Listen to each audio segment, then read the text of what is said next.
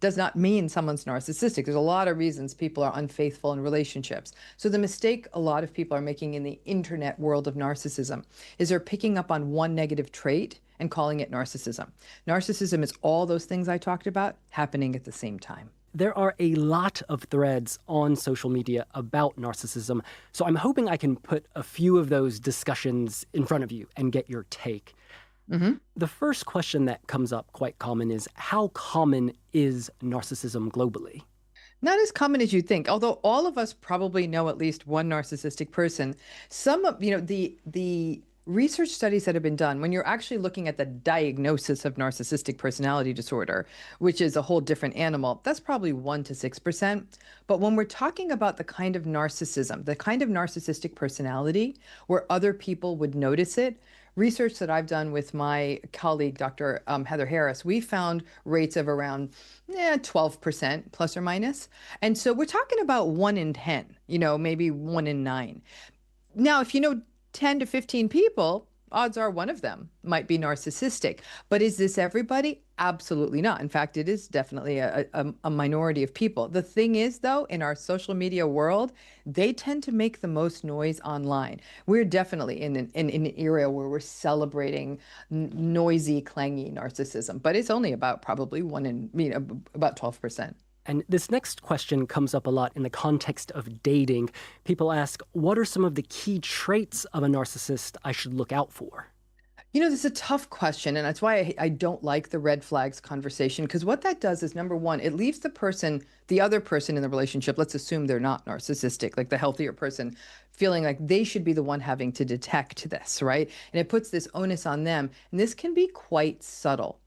The sorts of stuff one could look for relatively early in a relationship is stuff like poor frustration tolerance. And that's a fancy way of saying a person who can't tolerate not getting special treatment. They have to wait in a line. There's traffic. Another thing you're looking for is how much they're actually able to maintain a balance in conversation. Do they tend to bring it back to themselves? Do they interrupt? They may sort of disproportionately talk negatively about other people, especially things like ex-partners. And some of the other darker signs you could look for are things like, it's almost like when there's too much control, too much attention, too much communication, and anger when you're not giving it back in kind. Like, hey, I texted you 5 minutes ago. Why didn't you respond? Why do you have to go out with your friends every Thursday? Like, what's that? Aren't you into this relationship? So it's a sense of feeling more and more getting isolated and pulled out of usual supports. Another question I came across was, can narcissists change or be treated? Ish. And what I mean by ish, if I was a betting person, I'd bet on probably not, because the vast majority of narcissistic people do not have what we call self-reflection. They're not able to look inward and have awareness and say, woo, that wasn't okay. I've worked with a lot of narcissistic clients myself, and I really, really, really enjoyed the work with them, but it is slower. It is much harder on the therapist. Over half the time, the narcissistic client drops out of therapy when we really start pushing on the accelerator and doing the hard work. That said, in my career, I've seen in some cases the person hit the so-called rock bottom. They committed to the work and they did make some progress. Was it enough for everyone around them? In some cases, yes. In some cases, no. So changing personality is really, really, really hard. It's like tearing down a skyscraper. It's not easy to do. Of course, in the Greek myth, Narcissus falls in love with his own reflection. He wastes away. There's a moral to that story. Self-obsession, vanity, it's harmful. It can destroy you. It's harmful. Mm-hmm. Do you think being a narcissist makes life more difficult for narcissists? It depends. Narcissistic people make more money. Narcissistic people are overrepresented in leadership. Narcissistic people have better luck at dating.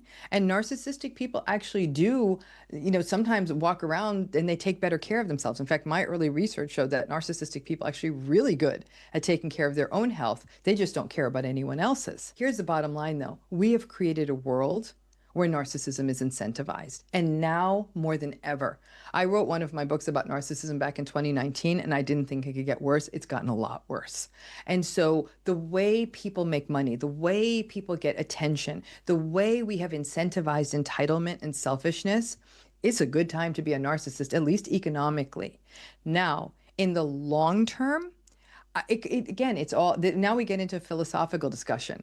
I think it's a really rough way to go through life, to always put yourself first and always feel so insecure. Narcissistic people often feel like the world is out to get them.